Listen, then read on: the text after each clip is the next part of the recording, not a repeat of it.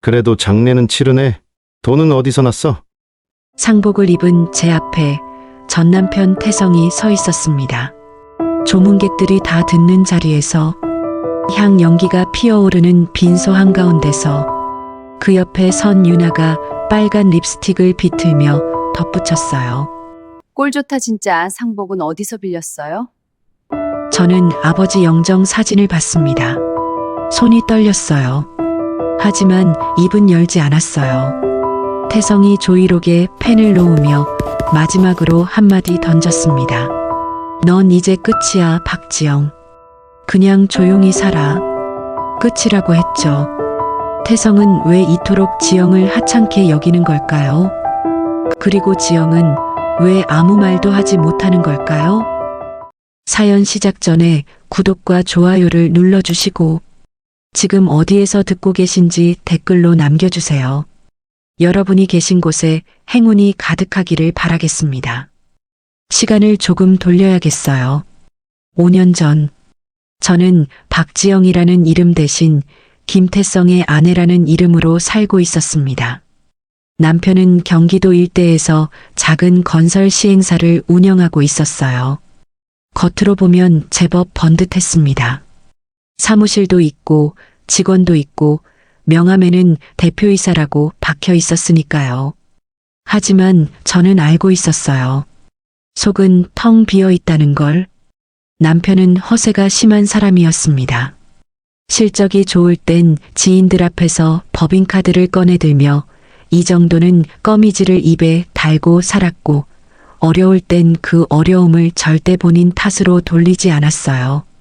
그리고 저는 그 남편 옆에서 묵묵히 살림을 하고 적금을 부어왔습니다. 그날도 그랬어요. 남편이 다짜고짜 집에 들어오더니 서류 한 뭉치를 식탁 위에 던졌어요. 연대보증 서류야. 빨리 도장 찍어. 저는 서류를 들여다봤어요. 금액을 보는 순간 손이 멈췄습니다. 이게 얼마야? 이건 우리 재산을 다 갈아도 안 되는 금액이잖아. 잔말 말고 찍어. 사업이 어떻게 돌아가는지 당신이 알아? 이 투자만 들어오면 다 해결돼. 빨리. 저는 망설였어요.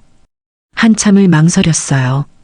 하지만 결국 도장을 찍었습니다. 그게 제 인생 최대의 실수였어요.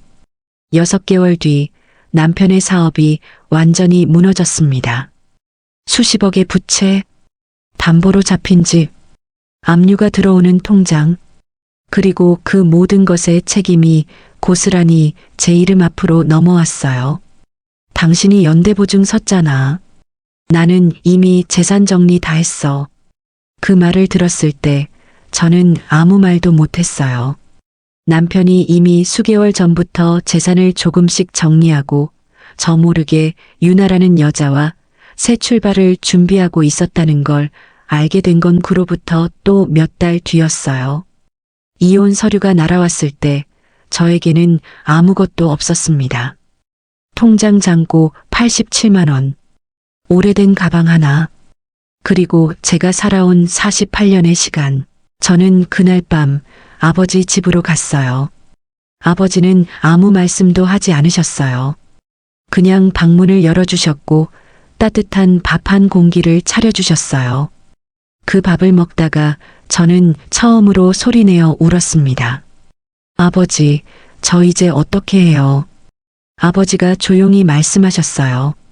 지영아, 밥은 아직 따뜻하다. 그게 전부였어요. 그런데 그 한마디가 저를 살렸습니다. 다음 날 아침 저는 일어났습니다. 울어도 세상은 계속 돌아가니까요. 저는 가장 잘할 수 있는 것을 생각했어요. 요리. 어릴 때부터 손맛이 있다는 소리를 들었고 시어머니 밑에서 10년 넘게 밥을 해왔습니다. 아버지가 사시는 지방 전통시장 근처에 조그만 반찬 가게 자리가 하나 있었어요. 보증금 300만 원짜리. 아버지가 말없이 통장을 내미셨어요. 이거 써라. 저는 그 돈을 받고 가게를 열었습니다. 처음에는 정말 아무것도 몰랐어요. 새벽 4시에 일어나서 재료를 다듬고 아침 6시에 불을 켜고 밤 10시가 넘어서야 마지막 설거지를 했습니다. 손이 갈라지고 발이 부었어요. 허리는 항상 쑤셨고 어깨는 굳어 있었어요. 그래도 멈추지 않았습니다. 이유가 있었어요. 아버지 집에 얹혀 살 수는 없었어요. 누군가의 짐이 되는 것, 그건 제가 가장 싫어하는 일이었으니까요. 3개월이 지나면서 단골이 생겼습니다. 시장 아주머니들이 저 집 간장계란 조림은 진짜 맛있다고 입소문을 냈고 퇴근길에 들르는 직장인들이 조금씩 늘어났어요. 그리고 6개월쯤 됐을 때 저는 SNS를 시작했어요. 솔직히 말하면 딸뻘되는 단골 손님이 가르쳐줬습니다. 사장님 음식 사진 찍어서 올려보세요. 진짜 잘 팔릴 것 같은데요. 반신반의하면서 인스타그램에 반찬 사진을 올리기 시작했어요. 레시피도 조금씩 공유하고 제가 어떤 재료를 쓰는지, 왜 이 조합인지 설명도 달았죠. 반응이 왔습니다. 처음엔 댓글 몇 개였어요.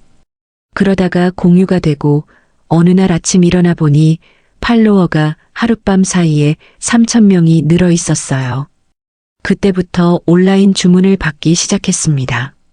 새벽 포장, 택배 발송, 냉장 포장법 연구, 보존 기간 테스트. 모르는 건 유튜브 보고 배웠고 배운 건 다음날 바로 적용했어요. 1년이 지났을 때 월 매출이 가게 임대료의 10배가 되었습니다. 2년이 지났을 때 저는 가게를 확장했어요. 그리고 3년째 되던 해 한 사람을 만났습니다. 강도윤, 47세, 식품투자회사 대표. 그는 저희 반찬 브랜드를 온라인에서 봤다고 했어요. 처음엔 단순 고객이었는데 몇 달 뒤 직접 가게로 찾아왔습니다. 냉정하고 말수가 적은 사람이었어요. 가게 안을 쭉 둘러보더니 포장 방식을 보고 주문 수량을 확인하고 재방문율을 물어봤습니다. 그리고는 딱 한마디 했어요. 이 브랜드 전국 유통망에 올릴 수 있습니다. 저와 함께 하시겠습니까? 저는 그 자리에서 바로 대답하지 않았어요. 사람을 쉽게 믿었다가 인생이 무너진 경험이 있었으니까요. 석 달을 더 지켜봤습니다. 도윤 씨가 제안한 계약서를 변호사에게 검토 맡겼고 그의 회사 투자 이력도 직접 조사했어요. 그리고 확인했습니다. 믿을 수 있는 사람이라는 걸. 저는 계약서에 서명했습니다. 그로부터 1년 저희 브랜드는 전국 대형마트 반찬 코너에 입점했고 온라인몰 월 거래액이 수억 단위를 넘어섰습니다. 저는 가끔 그 새벽 4시에 부엌을 생각해요. 갈라진 손으로 김치를 무치던 그 새벽을. 그 새벽들이 쌓여서 지금이 된 거라고 생각하면 한 번도 그때로 돌아가고 싶다는 생각은 안 들어요. 하지만 그 시간이 없었다면 지금도 없었을 거라는 건 압니다. 그렇게 몇 년이 흘렀습니다. 아버지는 그 시간 동안 제 가게를 가장 가까이에서 지켜봐 주셨습니다. 가끔 시장에 들러 반찬을 맛보시고는 늘 같은 말을 하셨어요. 지영아, 이건 진짜 맛있다. 하지만 아버지의 건강은 점점 약해지고 있었습니다. 그리고 늦가을 어느 날 아버지는 조용히 세상을 떠나셨습니다. 경기도의 한 장례식장. 늦가을 오후 4시. 빈소안은 아버지의 지인들과 친척들로 조용히 채워져 있었습니다. 국화꽃 냄새와 향 연기가 공기 속에 가득했고 모두가 숙연한 표정으로 자리를 지키고 있었어요. 그때였습니다. 문이 열리면서 찬바람이 훅 들어왔고 그 뒤를 따라 2사람의 그림자가 드리워졌어요. 제 전남편인 김태성, 52세에 여전히 번지르르한 코트를 걸치고 머리엔 기름을 바른 채 딱 봐도 나 좀 됩니다 하는 표정으로 걸어 들어왔어요. 그리고 그의 옆에는 38세의 최은아. 빨간 립스틱에 명품 핸드백을 든 채 장례식장에 나타난 그 여자. 저는 그 자리에서 눈을 한번 감았다가 떴습니다. 왜 여기 온 거야? 마음속으로 외쳤지만 입은 열리지 않았어요. 상가집이었으니까요. 아버지 앞에서 소란을 피우고 싶지 않았습니다. 태성은 조문객들 사이를 천천히 헤치며 제 쪽으로 걸어왔어요. 그리고 저와 딱 눈이 마주쳤습니다. 저는 고개를 숙이며 인사를 하려고 했어요. 그게 예의라고 생각했으니까요. 그런데요. 그는 두 걸음을 더 내디디더니 주변 사람들이 다 들을 만한 목소리로 이렇게 말했습니다. 그래도 장례는 치르네. 돈은 어디서 났어? 빚은 다 갚은 거야? 순간 빈소안이 고요해졌어요. 사람들이 고개를 돌렸습니다. 친척들이 눈을 마주쳤고 누가 기침 소리를 냈고 누가 숨을 참는 게 느껴졌어요. 저는 얼굴이 굳었습니다. 하지만 그게 끝이 아니었어요. 유나가 그 옆에서 입술을 살짝 올리며 딱 들릴 만큼의 크기로 덧붙였습니다. 아이고, 불쌍해라. 그래도 상복은 제대로 맞춰 입었네. 어디서 빌렸어요? 피가 얼굴로 확 몰렸다가 다시 식었어요. 손이 떨렸습니다. 아버지의 영정사진이 눈에 들어왔고 저는 그 순간 이를 악물었어요. 여기서 무너지면 안 돼. 여기서는 절대 안 돼. 태성은 조이록에 이름을 적으면서도 말을 멈추지 않았어요. 솔직히 연락받고 올까 말까 했어. 근데 뭐 마지막으로 얼굴이나 보자 싶어서. 지영 씨, 이제 어떻게 살 거야? 나이 40 후반에 혼자서. 반찬 가게 아직도 해? 하. 유나가 그 말에 낄낄거렸어요. 그 웃음소리가 향 연기 속으로 퍼져나가던 그 순간을 저는 지금도 잊지 못합니다. 조문을 마친 척한 두 사람은 서로 팔짱을 끼고 나가려다가 태성이 마지막으로 한마디 더 던졌어요. 그래 뭐. 사람이 밑바닥을 찍어봐야 정신을 차리지. 넌 이제 끝이야, 지영씨. 그냥 조용히 살아. 문이 닫혔습니다. 그리고 빈소 안에는 짧고 무거운 침묵이 흘렀어요. 저는 그 자리에서 두 눈을 꽉 감았습니다. 끝이라고 했죠. 그 말이 귀에서 맴돌았어요. 하지만 이 이야기의 끝은 그 사람이 생각하는 것과 전혀 달랐습니다. 태성과 유나가 나가고 저는 한동안 자리에 서 있었어요. 친척 한 분이 제 손을 꼭 잡아주셨고 저는 천천히 고개를 끄덕이며 괜찮다고 말했습니다. 괜찮았어요. 정말로. 그 사람들이 던진 말이 아프긴 했지만 더 이상 저를 무너뜨리지는 못했어요. 왜냐하면 저는 이미 그 사람들이 상상도 못할 자리에 서 있었으니까요. 그런데 그날의 반전은 제가 만든 게 아니었습니다. 빈소문이 다시 열렸어요. 그리고 도윤 씨가 들어왔습니다. 사무실 대신 장례식장을 먼저 찾아온 거예요. 검은 정장에 국화꽃을 들고 조용하고 단정하게. 저는 솔직히 깜짝 놀랐어요. 어떻게 오셨어요? 대표님, 아버님이 돌아가셨다는 연락을 받았습니다. 먼저 인사를 드리는 게 맞을 것 같아서요. 그가 영정 앞에 고개를 숙였고 저도 옆에 서서 잠시 눈을 감았어요. 그때였습니다. 빈소 밖에서 갑자기 웅성이는 소리가 들렸어요. 처음엔 대수롭지 않게 넘겼는데 소리가 점점 커졌고 결국 한 친척이 안으로 들어와 제게 속삭였습니다. 지영아, 밖에 내 전 남편이 아직 있는데 저 투자회사 대표분 아시는 것 같던데? 저는 문 쪽을 봤어요. 도윤 씨가 저를 향해 짧게 고개를 끄덕이더니 밖으로 나갔습니다. 저도 조용히 따라 나갔어요. 장례식장 복도였습니다. 태성이 거기 서 있었어요. 아까의 그 여유롭고 비웃던 표정이 아니었습니다.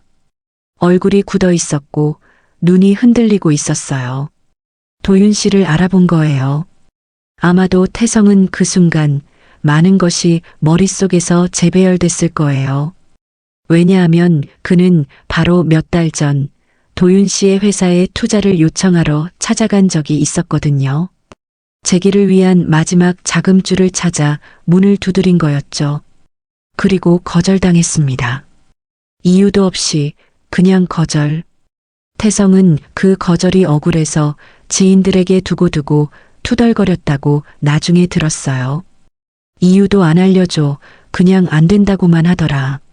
그런데 지금 그 강도윤이 장례식장에서 박지영 앞에서 고개를 숙이고 있는 거예요. 태성이 굳은 목소리로 물었습니다. 저기 강 대표님 혹시 저 기억하십니까? 김태성이라고 몇 달 전에 미팅을. 도윤 씨가 태성을 잠깐 바라봤어요. 표정 하나 변하지 않고 말했습니다. 기억합니다. 태성의 목소리가 조금 떨렸어요. 그럼 박지영 씨와는? 저희 회사 투자 파트너이자 제가 가장 신뢰하는 대표님이십니다. 그 짧은 문장 하나가 복도에 떨어졌어요. 태성의 얼굴이 하얗게 질렸습니다. 유나는 태성의 팔을 잡고 뭔가 말하려고 했지만 입이 제대로 열리지 않는 것 같았어요. 아까 빈소 안에서 낄낄거리던 그 표정은 어디에도 없었습니다. 도윤 씨는 그 이상 말을 섞지 않았어요. 조용히 제 옆으로 돌아와 서며 말했습니다. 장례식장에서 신뢰가 많았습니다. 들어가시죠, 대표님. 저는 그 복도에서 태성과 마지막으로 눈이 마주쳤습니다. 저는 아무 말도 하지 않았어요. 말이 필요 없었습니다. 그리고 빈소 안으로 걸어 들어갔습니다. 태성과 유나가 나가고 그 이후의 이야기는 제가 직접 본 게 아니에요. 지인들을 통해 조금씩 전해 들은 이야기입니다. 그런데요. 들을수록 묘하게 마음이 복잡했어요. 통쾌하다기보다는 그냥 조용히 고개가 끄덕여지는 느낌이랄까요? 세상이 결국은 제자리를 찾아간다는 걸 그 이야기들이 하나씩 증명해 주는 것 같아서요. 장례식장 복도에서 도윤 씨와 마주친 그날 이후 태성의 태도가 달라졌다고 했습니다. 원래 태성이라는 사람은 어떤 자리에서든 목소리가 컸어요. 사업 얘기만 나오면 이번 것만 되면 크게 한방한다. 나는 원래 이 정도 그릇이 아니다. 같은 말을 입에 달고 살던 사람이었거든요. 그런데 장례식장에서 돌아간 뒤로 그 목소리가 잠잠해졌다고 했어요. 모임에 나타나는 횟수가 줄었고 나오더라도 예전처럼 중심을 잡으려 하지 않았다고요.